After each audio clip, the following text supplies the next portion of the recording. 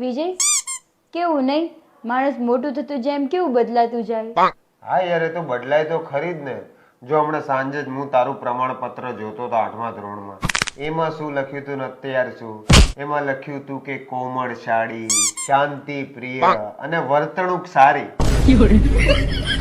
અને અત્યાર જો એટલે ઉંમર થાય એમ બદલાય માણસ, એમ પરિવર્તન સંસારનો નિયમ છે.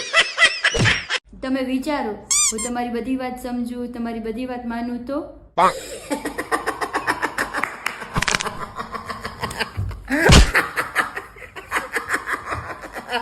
શું થયું?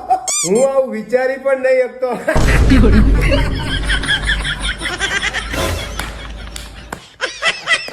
જો તે તારું ઘર છોડ્યું તો તને શું મળ્યું? સાસરું. તે તારો ભાઈ છોડ્યો તો તને શું મળ્યું? દેર. તે તારી બેન છોડી તો તને શું મળ્યું? નણંદ. અને તારા મા બાપ છોડ્યા તો શું મળ્યું? સાસુ સસરા. તો તે એવી કઈ વસ્તુ છોડી કે તને પતિ મળ્યો? કઈ નહીં. એટલે જ મફતની જે વસ્તુ હોય ને એની કદર આમય ના હોય લોકોને. કદર કરો, કદર કરો.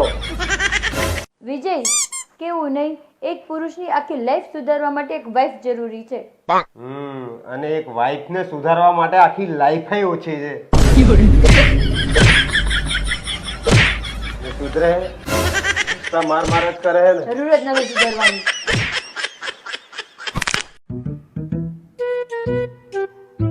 શું જોવો છો? ખાઈ લો. આ રોટલી ઠંડી છે, રોટલી તો ગરમ હાલ. હું નથી બનાવવાની, જે હોય ને ખાઈ લો.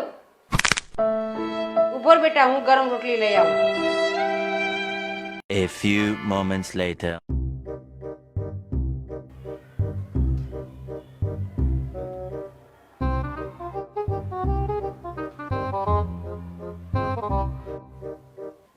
આ ઠંડી જ ખાવી તો ગરમ શું કામ કરાય?